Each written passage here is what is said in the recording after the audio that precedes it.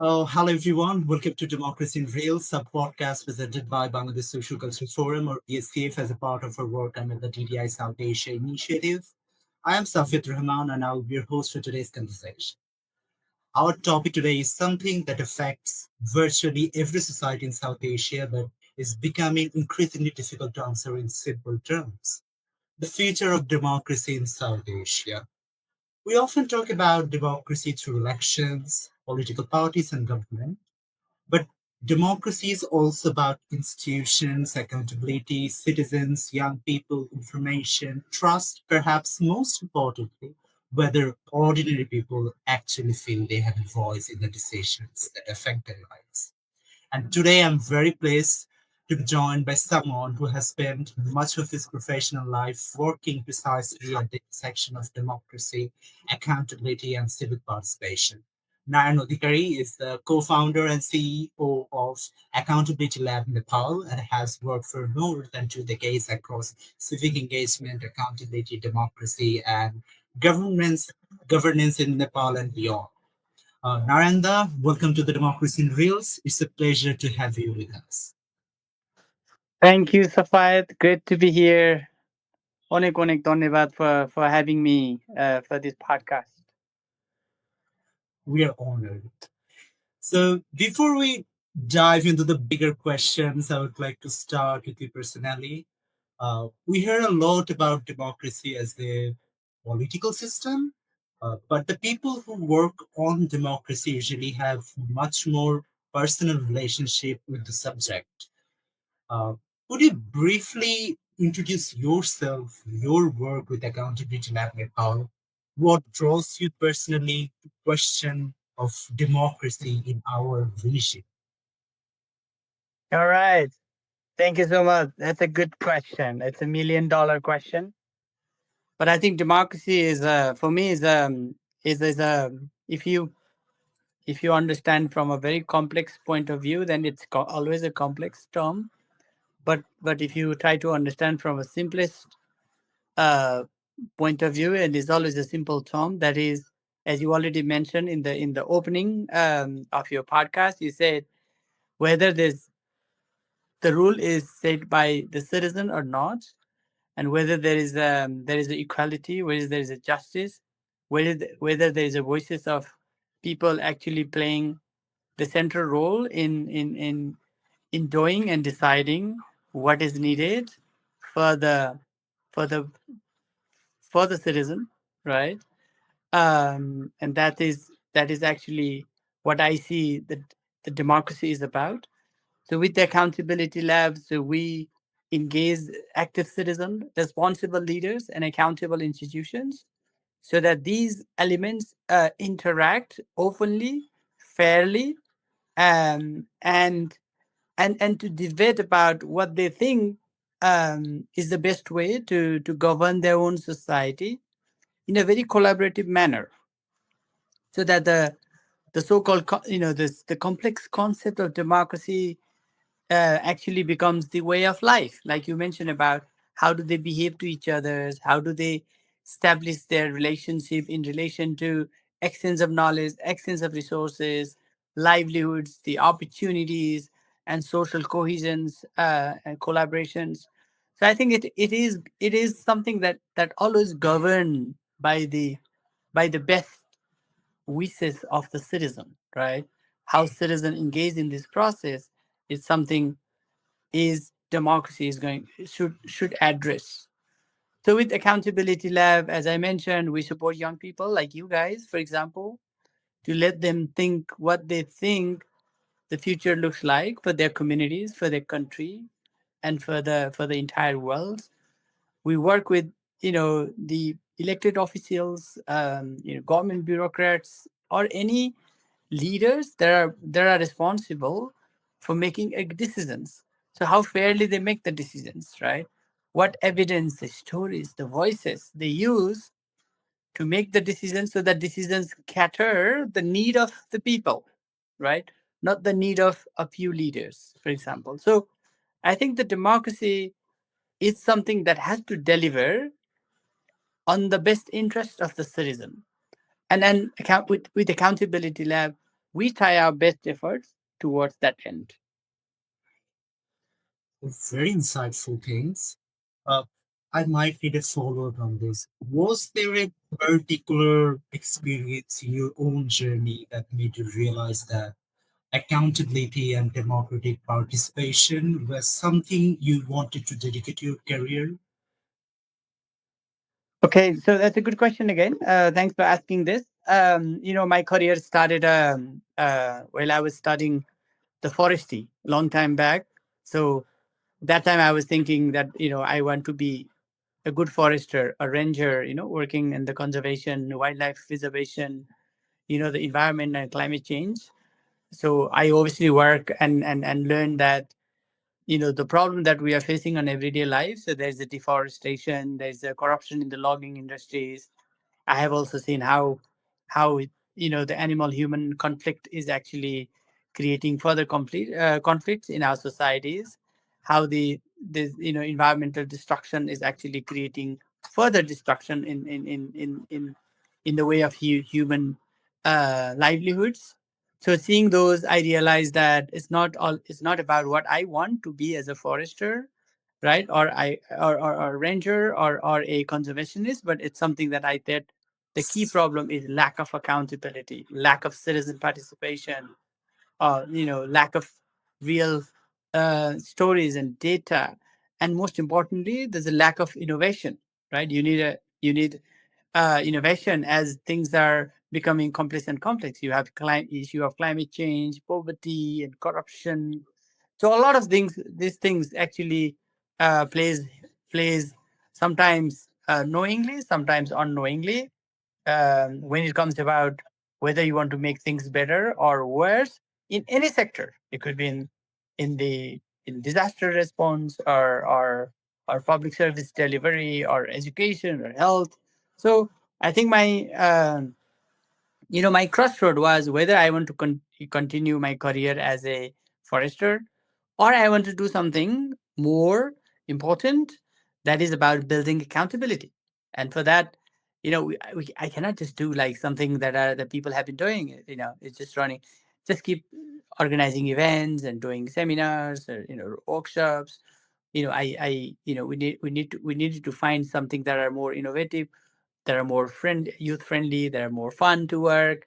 You know, so that's how the idea of accountability lab emerged, and I've been there for like almost 1.5 decades, finding a way to engage most creative, dynamic people on the world on the earth. That is young people like you guys. Using films, arts, theaters, technology, something that resonate to this generation as a tool or a platform or something that they want to use as a means to engage citizen, means to debate around democracy, means to solve problems in a very friendly and collective and also in a very sustainable way. So that's how I feel that engaging engaging in somewhere that is more broad and it's more of an ecosystem than just focusing on some sort of career trajectory. And that's where I choose to really work on this issue of accountability, governance, and democracy, youth engagements, innovations, civic space. Um, yeah, No, thank you, Narendra. You just give a like a small career path or the thing for younger generation like us. How you, I also can like pursue what you have in your life.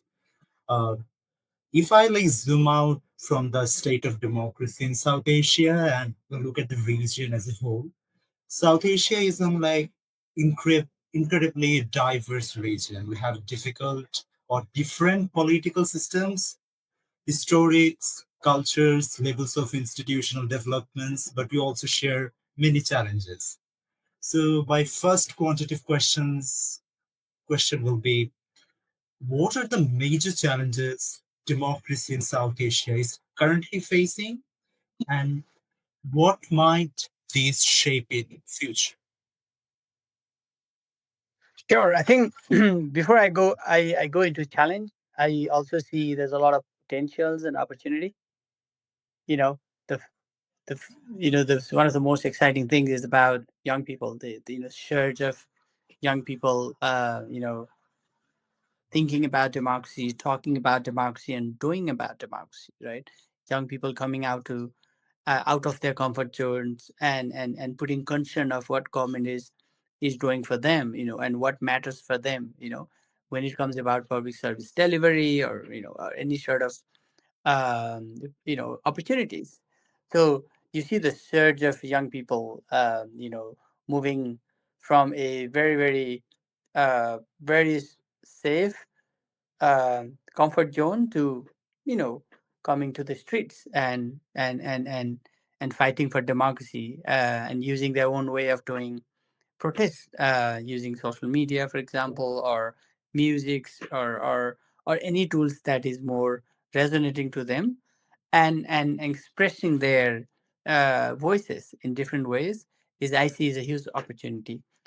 South Asia is I think is a hub for this kind of innovations and ideas and energy, and courage also, right? It's not just about you think for yourself, but you're actually thinking for your generations, right?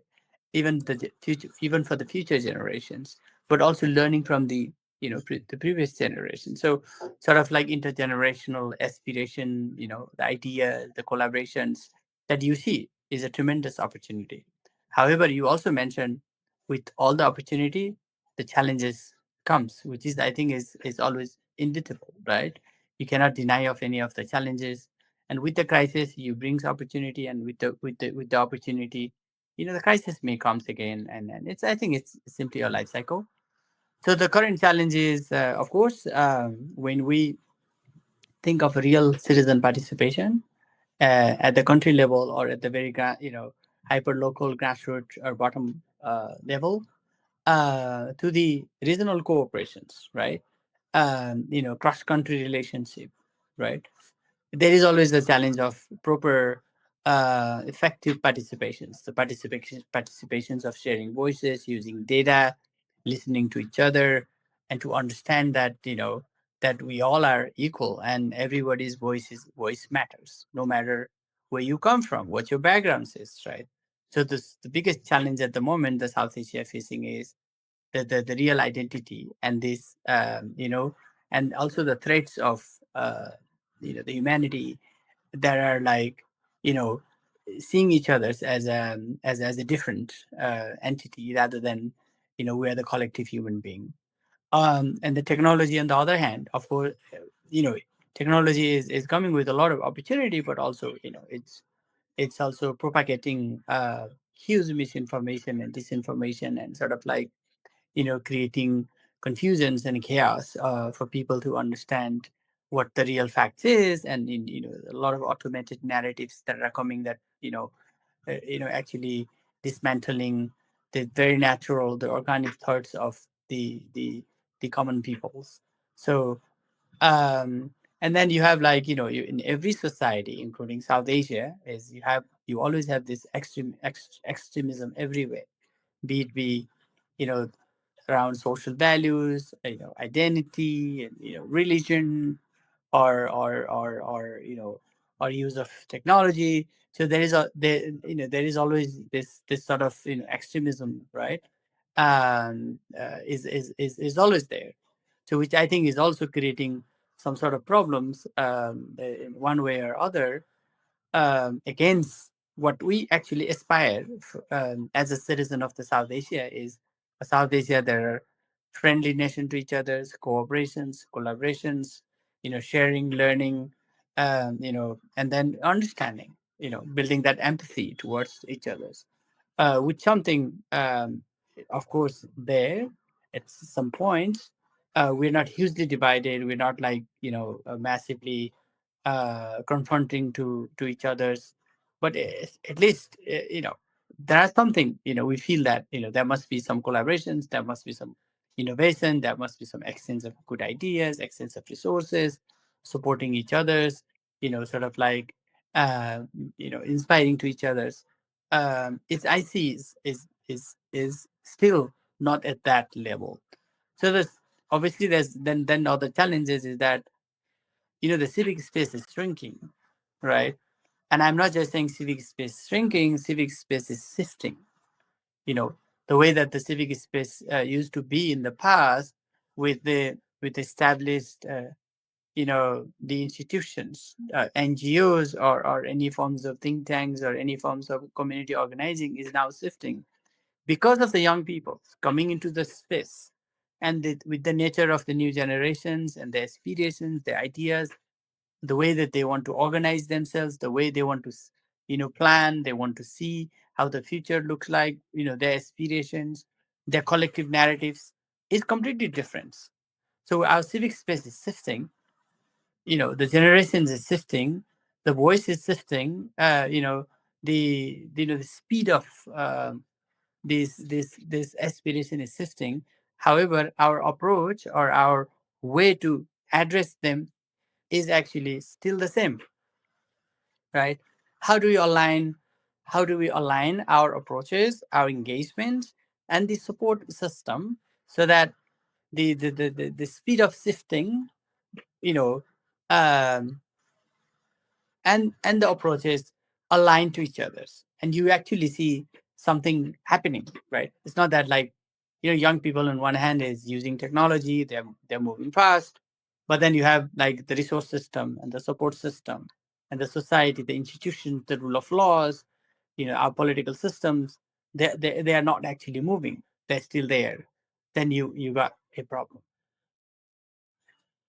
Uh, from these diverse dynamics, what you told shared with us, when you look at the whole reason, do you believe the bigger problem is that democratic institutions themselves are becoming weaker, or the citizens like us do not believe in these systems anymore? I think you have to always see as a holistic approach. Who builds the institution is the citizen, right? Ultimately, the citizen has the ultimate power to build a system, right? But to run a system, you need a mechanism, right? There's a process, and you need to build a good policies. The policies that actually not just to cater services, but actually also to adapt the changing context, changing voice, the changing dynamics, right, of engagement. Uh, of course, we have challenges around institutions, because institutions are not building in a way that is more democratic, and have the system in place that ensure 100% accountability, the transparency, and the process of engagement. But on the other hand, it's not about just institutions. So you build a really good institution, you know you got amazing rule of laws and you got policies, but how about you have citizen not questioning, right? Citizen not engaging constructively, citizens not using the various democratic tools to seek accountability from the government. How about if citizens are not demanding or right information, right? If citizens are not using their right to information, for example, right? Who is going to ensure that the public's authorities are actually accountable, right? Proactively. It's not going to happen that way. So it has to be it's a two-way channel, right? It's a two-way traffic. So you have to maintain it that way. You need an active citizen, responsible citizen, right? This active citizenry is there, but at the same time, you need an institution that has these processes, the mandates, the systems in place that actually provides, effective delivery, right? So then you actually balance that. Well, that's interesting because it brings us to like important distinctions. A country can have elections, parliaments, political parties on paper, but that does not necessarily mean citizens experience democracy in their everyday life, right? So, Absolutely, yeah, election can happen in every 5 years, but like the democratic process has to work in every second, right? It's not like you wait for 5 years and then you just vote. No, that's not the end of the game. Actually, it has to you know be on a very very regular basis. Like, it's almost a real time engagement of the citizen and the government. So the partnership between citizen and government has to be there to ensure that democracy function in a very cooperative way. So, to take the conversation from democratic institution to something much closer to ordinary people, we see the law, punishment, and accountability. We often respond to the corruption thing that is happening almost in every country. We talk about stronger laws, tougher punishments, and strict enforcement. But is punishment alone really enough to reduce corruptions or this kind of lack of accountability? Or do we need something deeper, like some stronger institution? We already have institution. Do we need much more stronger, or do we need much more citizen participation in that? Though some of us are participating in those areas, but as a whole, most of the people are lagging behind. So, what is your approach? I think you mentioned you raised a question, but at the same time you were also mentioning some of the solution. That one in one hand, of course, we need a institution. I would not say the strong institution. I need a very effective institution, very functional institution. The institution has the mandate, and that mandate is legitimized through elections or any sort of constitutional or other mechanisms. So institution has to have the capability, to ensure that they fulfill their mandate. But just enforcing laws, like you mentioned, or enforcing strict laws, you're not going to solve the problems, right? This is not a just about lack of rule of law problem. It is not just about lack of oversight problem, right? It is not just about lack of the public policy problem. It's also about also about social norms, social values, right? It's also about it's about personal choices, right? So you have to interact with citizen in a way that you actually create an incentive for citizen, but at the same time for the duty bearers, right? You also, there has to be a balance between the enforcement and the incentives, right? Why you follow certain rules is because you see there is a benefit for you, right? Otherwise you would never follow the rule of law, even if the rule of law is one of the best in the world, right? If you feel that you are benefiting by following these rules, then you will definitely follow it, right? And then just imposing the strict punishment on you, you just follow in fear, right? But you are never motivated. So in terms of the anti-corruption work, right, you cannot just keep finding individuals that are corrupt and blaming them and then putting them into a jail.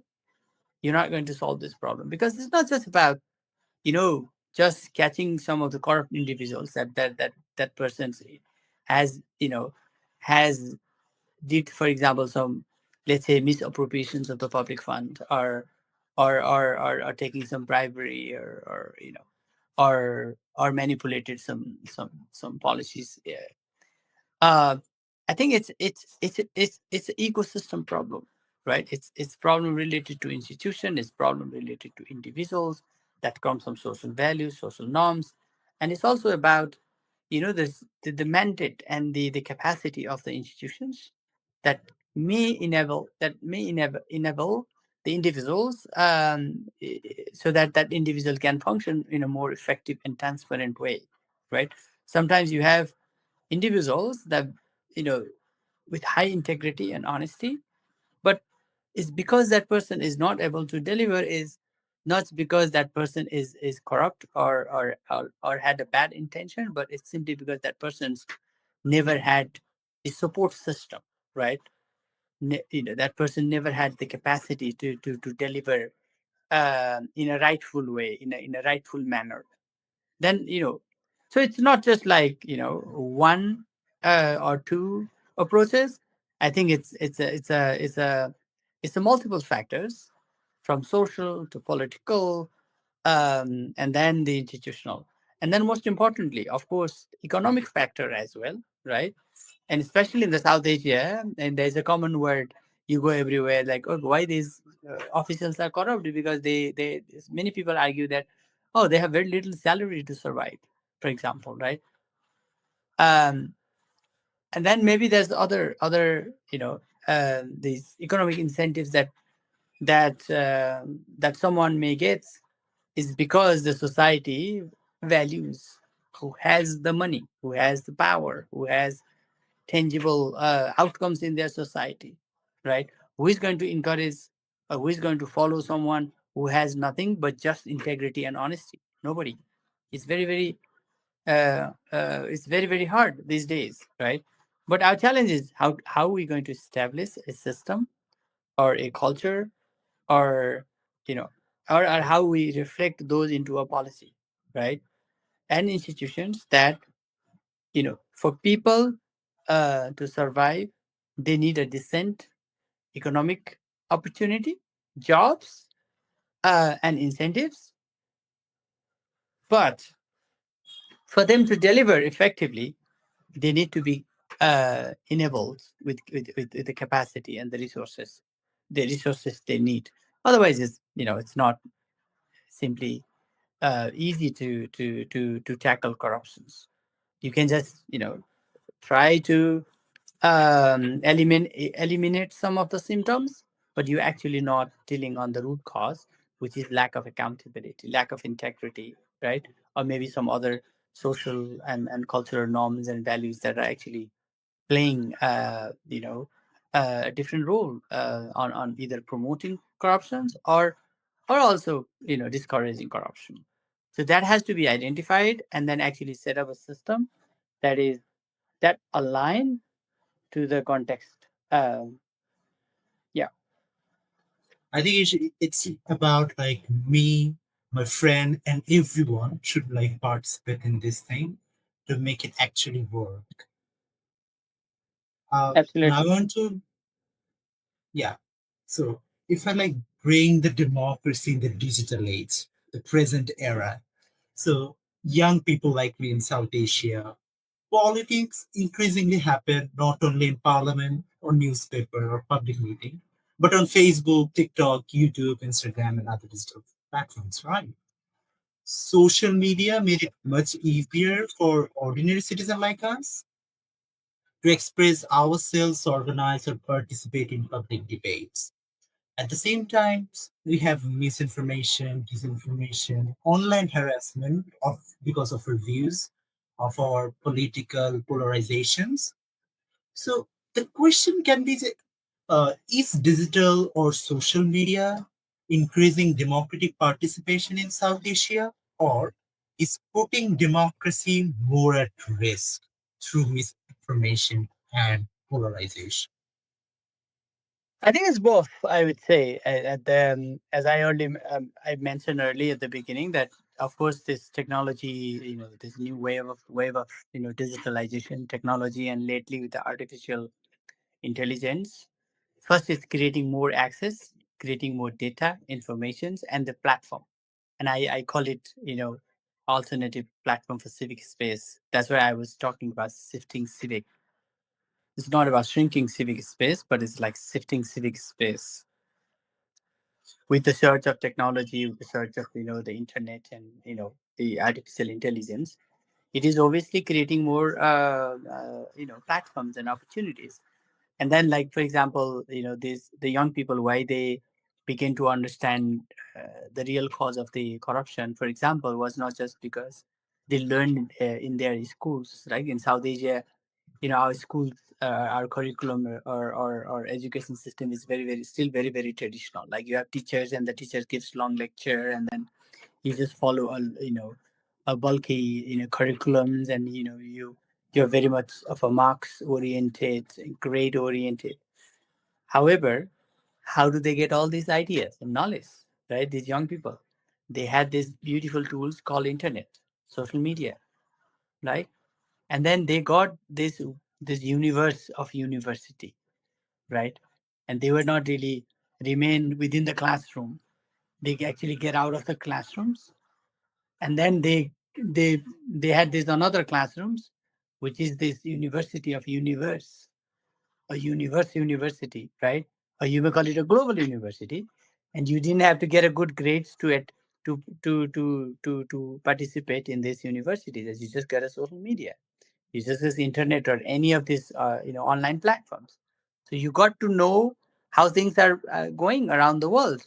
Like you're young people from Bangladesh, and you can easily get like how someone else from Zimbabwe is thinking about these issues, how they are struggling, or how they are surviving, right? And you can easily get information how the people in the global south is doing their everyday life, how their businesses look like, how the politics looks like, what are the risks and challenges that they're facing, and where do they see these opportunities.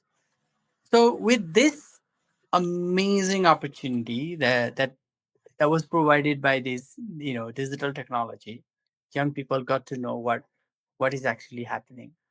And then it also encouraged them, you got to get out of your comfort zone and raise the question and do the protest, fight for the justice, fight for democracy, and actually show up there as a active citizen, right? As a It's kind of political consciousness that is there. However, like you also mentioned, with opportunity, the technology also brought challenges, right? In this, first of all, not everyone is has a equal access to technology, right? Who have access is certain groups of people, right? Mostly the elites and highly influential people who lives in the urban cities, particularly in South Asia. We're not like 100% you know accessible in terms of these platforms. You have people behind the curtain, right? You have people who don't have access. You have people who don't have a knowledge about how to use it. You don't have, and you have people uh, who just think who think that everything coming there on social media is maybe true, right? So there's high chances of manipulations with misinformation, disinformation, right? And then all this fake news and artificially created narratives. So those are there. So those are actually also playing a huge role in making democracy a risk. That's why you see there's a bubble up, coming sometimes in, is maybe around communal violence or defamation and allegations. Um, and then you always have a chance of like, there's it's always you always have a chance like the forces there they were thrown out, using this technology to continuously discredit the emerging, the new forces, and then using the power of the technology to manipulate the minds of young people, the minds of citizens, minds of everybody's. Uh, I think it's both. It's putting it's putting democracy at risk. I would say even more than before because technology evolving so fast, and we don't have the mechanism, we don't have the process up to fixing those because the technology is moving really really fast. But to fix those, you need a system in place, you need a literacy, you need to build in infrastructures, right? And you need to train and you need to provide educations, right? So that's gonna take time. And country like Nepal, Bangladesh, India, Pakistan and other countries, they're struggling with so many other things, even for the basic things like food, education, health. How would they come of all this, how would they invest such a heavy amount on make on securing the safety of the citizen. There are there are vulnerable on social media, for example, digitalizations, right? It takes time, it takes resources, but I think we cannot deny of the fact that technology actually create opportunity, but we have to be aware and we have to be mindful of what we need to ensure that the technology actually play the right thing for the people. That is actually true. Uh, on top of that, South Asia has one of the youngest population of the whole world, and yet young people often feel that political institutions do not represent them properly. At the same time, we are seeing young people increasingly involved in civic movement, activism, digital campaigns, and community initiatives. When you look at the next 10 or 20 years, what role should citizens, youth, state institutes uh, play building a strong, more inclusive democracy in whole salvation?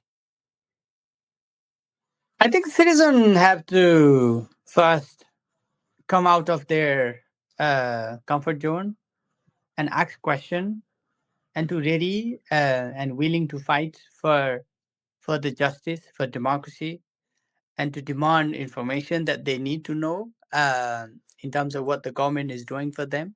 It could be simpler.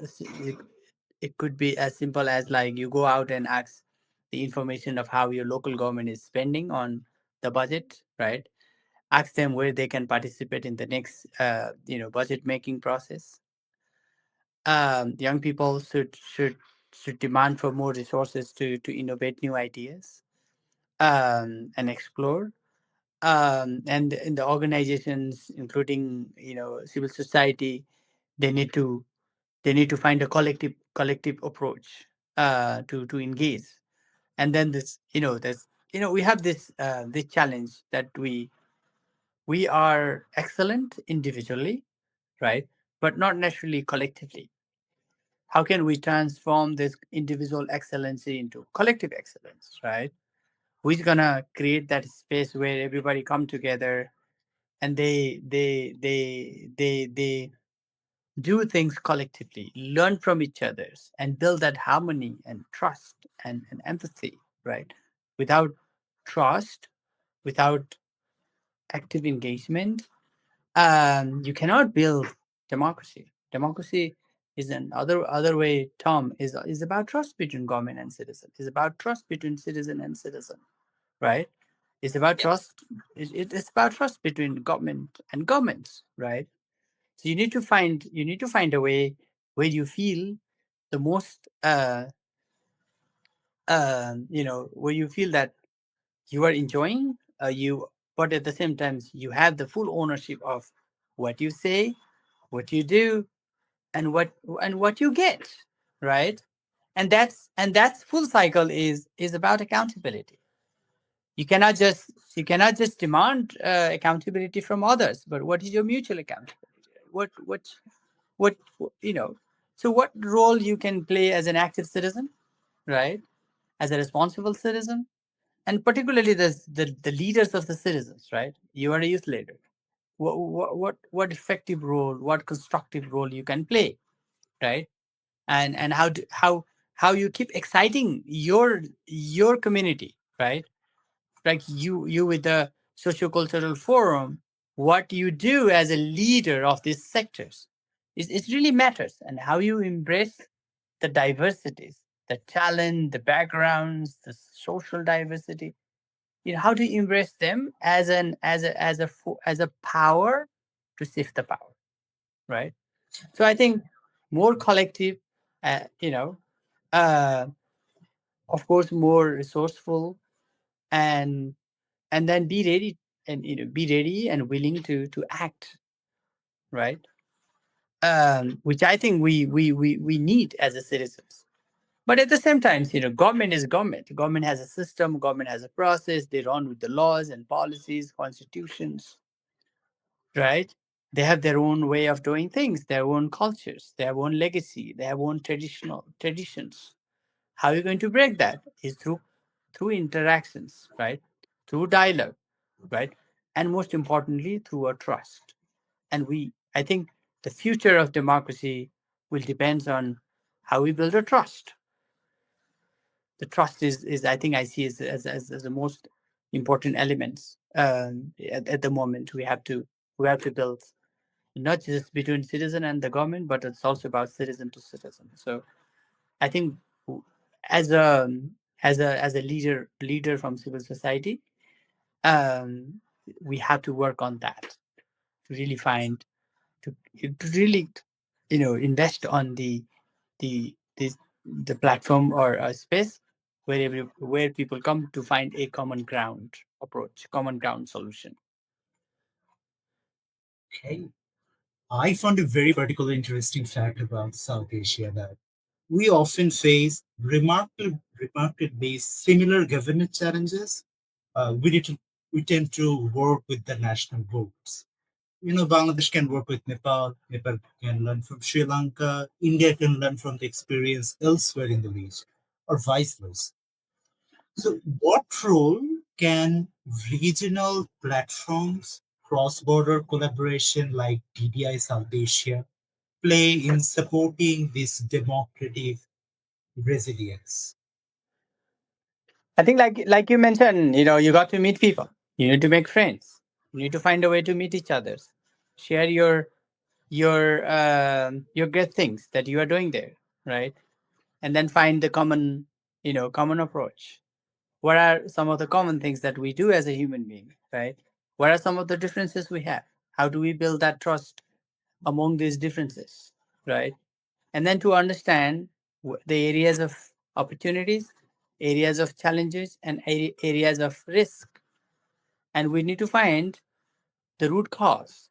What is actually playing to divide us, or there are some other factors that are uniting us, right?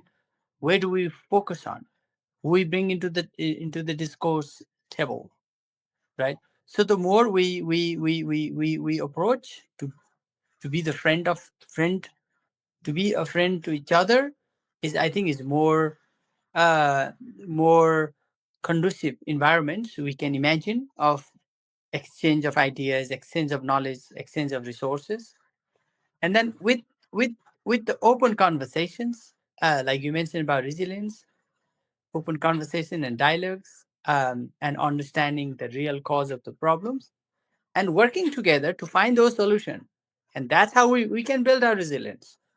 And there are factors that we cannot deny of. For example, climate change is not going to just touch in Bangladesh or Nepal, or India or in Sri Lanka, right? Pakistan. So these are our common enemy, like climate change, for example. How are we going to collectively tackle these problems? Do we understand that this is a collective problem? Then we need then do we understand that we need a collective solution? Then are we ready? Are we willing? Do we have a commitment, right? So do we understand that the technology creates opportunity, but at the same time it may creates a huge divisions between us? If yes, then let's sit together and discuss how we can tackle these problems collectively, right?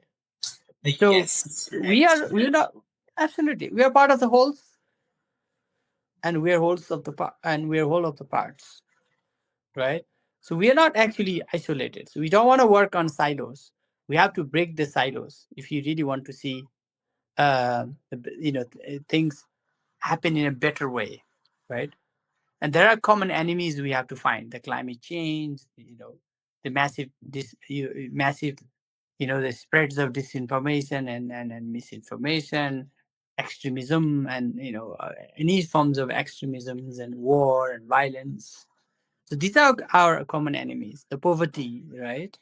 uh, which we need to identify, and we need to tackle collectively. And then, most importantly, if we really want to see the change happen in a rightful manners, we need to identify our strength, and we have to share our strength, right? So the finding a way to share our strength will take us to a better positions. Otherwise, we will be just wasting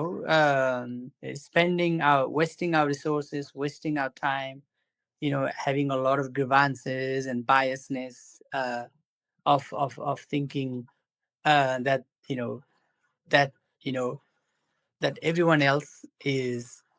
um, everyone else is bad, everyone else is wrong, and whatever I'm doing is the right thing. So with that approach, it will not take anywhere, and that will not actually flourish our democracy. That will not actually flourish our our civic activism. That will not actually flourish our economy. Okay, you're almost at our end. Since I'm speaking to you today representing Bangladesh Socio-Cultural Forum, I also wanted to bring this conversation slightly closer to the organization like ours. For a young civil society organization working at the grassroots level, accountability and democratic participation can sometimes feel like it's an enormous concept for us. What did you tell young organization that wants to contribute meaningfully to the democracy, but does not yet have a huge budget or a large team or a significant political influence? Where they should begin? What do you want to tell them?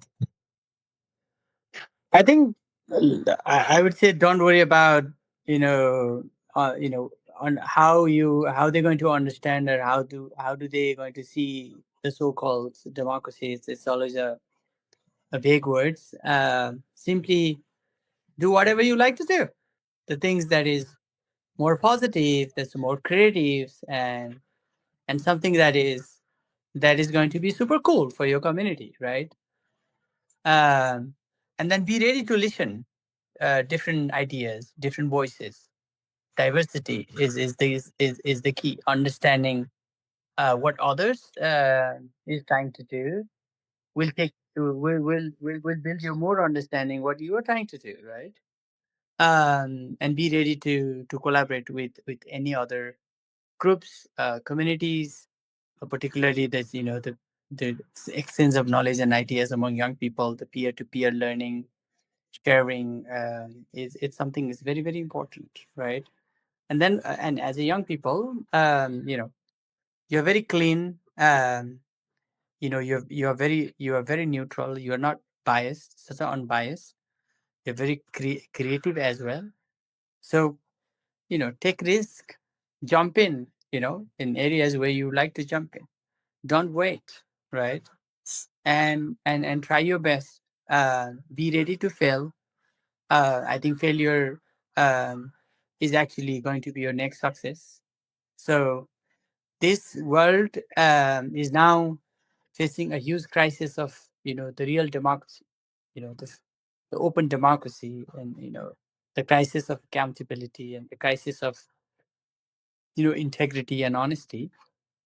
So young people can be a role, can be a role model, right? But young people has to be ready to take the risk, ready to get out of the comfort zone and be there as who they are, right? Use whatever skills you have, whatever interest that you are in. Could be your music and arts, theaters, technology, social activism, or if you like to travel, you travel. If you like to trek, you trek. But with your you know personal interest, see if that's something you can contribute for the society, and if that can be translated into a meaningful way of living with democracy, then that's a great outcome. Thank you, Narendra. Before we close, I'll just do a very quick round of short question. You can say that one Sure. question. So I'm gonna ask the question very fastly. I'm going to give the answer without thinking about it too much. Okay. So I'll start. So one word you associate with democracy. Participation. One thing democracy cannot survive without. People. One thing government should start doing. Listen. One misconception about accountability you would like to be correct. Transparency of what you do. Finally, optimism or concern. When you look at the next decade, what you look. Both. With optimism, Well, with concern. so we I have mean, yeah, covered optimism. our elections, technology, accountability, young people, regional cooperation, and most importantly, democratic institution. But I want to end with something much simpler. If you had one message for the young people across the South Asia about the future of democracy, what would it be? I think I have already mentioned, but don't get shy of saying what you like to say, and then don't just focus on what you do, but also learn or willing, also learn and ready to brag on others, telling about what others doing, what others work is amazingly supporting in the process of democratizations. That is also important. Young people, you should not just focus inward. You should not just focus on yourself, but think of others and let create. You should you can amplify the voices of others, and that's where everybody has to do. Narendra, thank you so much for joining us. I think one of the things that has come through very calmly for our conversation is that democracy is not simply something that happens every few years when people go to the ballot box. It's also about what happens between elections, whether institutions are transparent, whether people can question in power, whether minorities are protected, whether young people have meaningful ways to participate, someone like me, and whether citizens believe in their voices that actually matter. And I think that is particularly important for South Asia, where the future of democracy will not be shaped only by the political leaders or an institution, also by the choice of ordinary citizens every day. Narendra, thank you again for your time and your insight for being part of Thank you the so much. Democracy in Rails. And everyone watching or listening, thank you for joining us. This has been Democracy in Rails, presented by this Bangladesh Socio-Cultural Forum under the DDI South Asia Initiative. I'm Safit Rahman, and I'll see you in the next conversation. Till then, goodbye. Good night.